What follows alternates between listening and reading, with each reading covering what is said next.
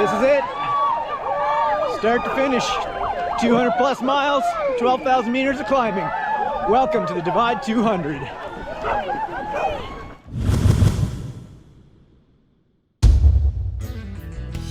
The evening before the race started, we first had to get through registration and pick up our race kit, which included a gel flask, an emergency bivvy, a hat, a t-shirt, and our bibs.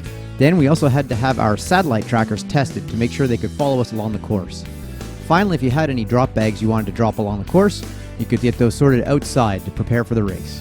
Then, if you wanted to buy some nice new swag to commemorate the event, there was a gift shop open for all racers.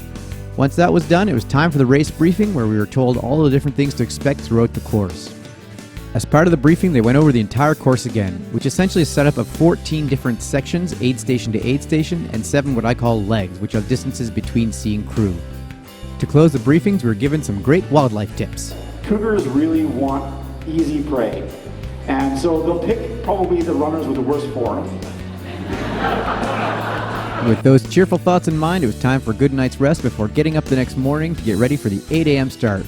Luckily, there was a little bit of food ready for us. Look, everybody! With that, it was time to get the race underway. The first leg consisted of 3 sections and a total of 69 kilometers, so this would be a long distance to traverse, but luckily we were all very fresh. To kick things off, we were starting with the shortest section of the entire race at 12.5 kilometers. In addition, it was only a mild climb, and it took place all on these gravel roads, so everyone started out pretty quick and fresh, feeling good before we hit the first major climb. In no time, we found ourselves at the first checkpoint of the race. EP1, well on our way, feeling strong and fresh. Running with my buddy Adrian here, it's going to be a great day. The next section of the race, while not the longest of the entire course, was the one with the most elevation gain. So over a distance of 24 kilometers, we'd be climbing over 2,000 meters, and it started right out of the gate, leaving from CP1. One of the best parts of a race like this is the fact that you get to meet new people along the way.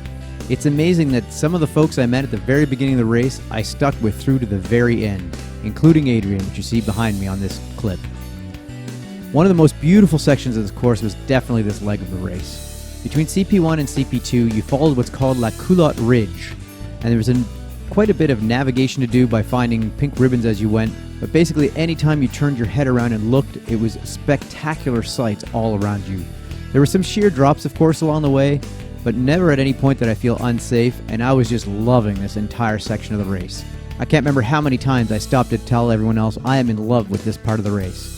I think it's a good thing that they front-loaded the hardest climbing and the most beautiful sights at the beginning, because this is something I was able to take with me for the rest of the race course and remind myself this is why I'm doing this kind of race. As you can see, the terrain was quite varied over this section. We had a lot of rocky outcroppings to go over, some forest trails, and of course some amazing scree descents as you're seeing right here. I always love the feeling of running across scree because it's kind of soft underfoot and you can slide and make forward progress.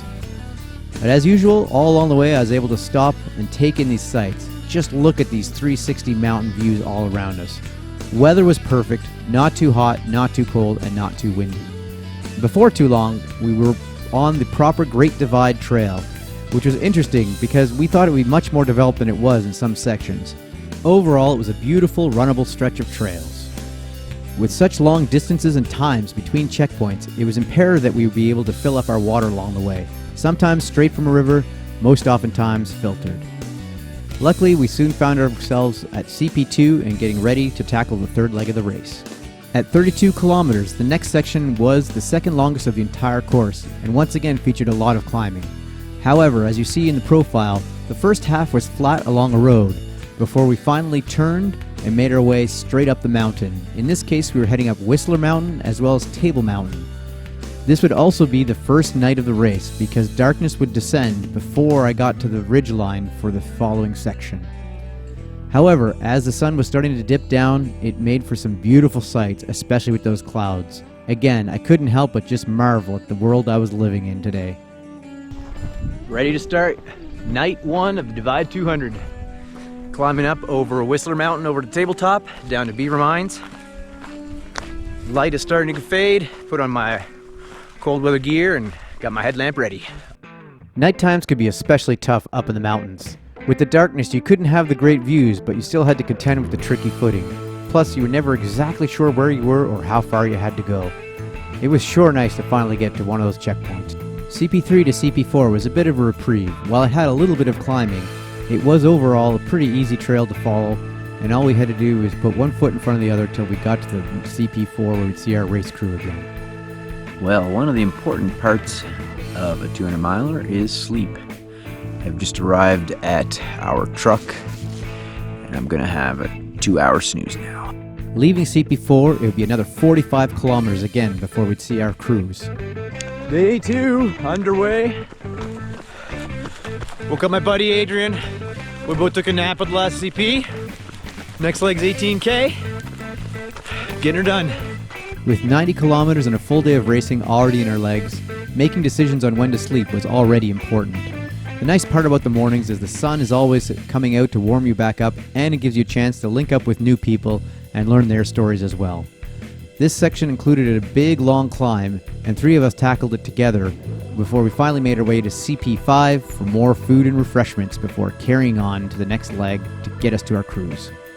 What can I say about CP5 to CP6? Well, it had another nice big climb in it, and this time we'd basically be following an ATV trail the entire way up and back down the mountain. As we climbed, once again, the views were quite spectacular, but with the heat of the day getting ever warmer, things started to get a little bit tougher for us. As I mentioned, one of the important things is to make sure you take care of your fluids, your nutrition, and also take care of that sleep.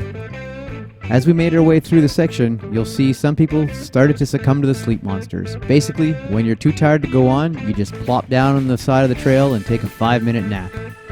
At 26 kilometers long, this section definitely felt long.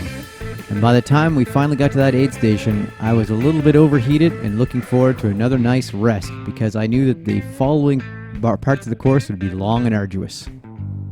Up next was a 66 kilometer leg where I'd be starting in the evening. Second night of the experience, starting off on leg 6 to 7. Nice giant climb. Eventually we'll wind our way back into the BC side of the house. And for now, I've got a couple awesome friends to join me on the trail. Woo, Racehorse Pass. Top of the morning to you all. Got some tired racers. We got some Mylar covered racers. We've got some semi-cheerful volunteers. And a pacer. Hello. And some food. We'd been told to try and time our passage of CP7 to CP8 during daylight hours because there were some spectacular views. Unfortunately, you can't really plan your pace all that well. Luckily, we did manage to summit the top of a ridge right at the sunrise, so I think at the end of the day we got the most spectacular views of this section in the light, and not only the light, but in the morning light with the sun just coming up. It was one of those mornings where everything just feels amazing, and you think to yourself, how did I get to be so lucky to tackle this kind of a race course? It definitely made the last 2 days of racing feel worth it. Day 3, Divide 200. All around us, just spectacular views. Sun is just rising. Morning glow on the mountains, basically all around us. We could not have been here at the more perfect time. Basically, this trend of beautiful sights continued for quite some time. We really made the most of it. As the sun gradually got a little bit higher in the sky, the ground started to warm up and we finally felt good enough that it might be time to shed some layers. So once we found a little spot in the hillside, a bunch of racers started peeling off layers and enjoying that warm sun in order to keep us going to the next checkpoint, where we'd get some food and get ready to tackle the third stage of this leg. Well, we could finally see our crew again at CP9. To close us out, we walked through some nice open cut areas, then along a forest path, before finally emerging to this beautiful aid station. On paper, the next section looked pretty good. It was only 13 kilometers and less than 300 meters of climbing. However, a lot of this took place along what's known as a power line cut. That means steep ups, steep downs, and plenty of exposure. Being the third day of racing, our bodies are now starting to have a hard time regulating heat. And as it turned out, the sun came out in full force and really tested my patience throughout this leg of the race. You know what I love at the end of a stage? Heat and sun. This was, of course, a lie. In fact, I did not like it. And by the time we wrapped up that leg, I was pooped and took a nice long nap at CP9. Only one way to finish a 200 miler, one foot in front of the other and keep on going. Leaving CP9, heading to CP10 after over 200K. Again, I would be lying if I told you that at this point in the race, 200 kilometers into it, on the third day and third evening of racing, I felt good. Because I didn't really feel that good, but I was still able to move it along. So for the beginning of this section, it was a nice forested trails leading into open valleys and that sort of thing. But when the sun went away, it turned into gnarly ATV trails where I thought I was going around in circles and didn't know where I was going. I also had a hard time staying awake, and I was completely alone with no pacers. So it's 3 a.m., just got into CP10. It was a long, difficult trek. A lot of ATV trails, rocks, and now I'm warming my feet on a fire. Next up, 37 kilometers in 2 sections, including a mountain pass. Day is dawning on day 4 of Divide 200. Packing up from the truck. All my gear is ready. Final push of 85K. In case you couldn't tell from that clip, day 4 was the absolute hardest for me to get going again. The night before had been pretty bad. I got really cold and tired, and I really lost my will to continue. However, looking back at everything, I still had the energy, so I decided to press on. In fact, I doubled down, got some fresh energy, and broke into a jog a number of spots along this trail, which led us way up and over the Kootenai Pass. It's worth mentioning at this point that for many racers, by this point in the race, they have pacers with them, so someone that joins them for their leg in order to keep them company and make sure they stay on track. I didn't have the luxury of any pacers, so everything I had to do in these sections, I was all alone. But whenever possible, I would link up with friends, and luckily, towards the end of this stage, once again, I met up with some friends who kept me company all the way to CP11. And as you can see, by this point in the race, everybody is hurting. For CP11 to CP12, I was really hoping to capitalize on that energy I'd had on the leg before. Unfortunately, we were back on long gravel roads, and the sun came out again, so I got incredibly tired again, and by the time I hit CP12, my energy was depleted. Once again, back to the sleeping bag for a quick round of sleep before pushing on. I've just left CP12, heading to CP13, last 2 legs of the race. Almost 30K now on gravel road before the final stage. 28 kilometers on a gravel road is both a blessing and a curse. It was nice to not have to think too much about the train and just press on, but the relentless grind of going uphill for 28 kilometers when you're exhausted took a toll. So I find myself at CP13, the final checkpoint, and I have it on authority. This is the ultimate aid station. As in the last. The last, the ultimate. apparently. Things we do at the end of a race. Yeah. When we don't want to get wet feet.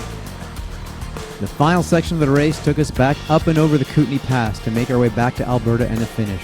It was mostly uneventful and took place all at night, but boy, those emotions at the finish. Woo! Yeah! 98. All right. Congratulations. Thank you. As you see, I got to finish the race with my buddy Adrian, who I linked back up with at CP13. So this is how it all ends. Back where it all started, 93 hours later. I've got this giant belt buckle that I have earned, this cold beer, which there's no way I'm gonna drink right now, and a whole lot of memories that are gonna last my lifetime. After a solid 5-hour nap, it was time to make back to the closing banquet of the event, where we had an amazing feast, as well as got a chance to catch up with all racers and hear stories. Supposed to poke something. What are you doing? There was a piece of cow turd on the trail, and he goes, I'm trying to get the frog to hop. And about 3 miles out, she started thinking she could fly. And was going like this. And at the very end, she fell into the creek and set off. I'm in the swimming pool. To close things off, despite being the inaugural year, Divide 200 went pretty much without a hitch. The course was spectacular for the most part, and things went off without a hitch. If you're considering a 200 miler, have a look at this one. This will be in the highlight reel, I'm telling you right now. It's gonna be my fade out clip. You monkey straddling a broken bridge.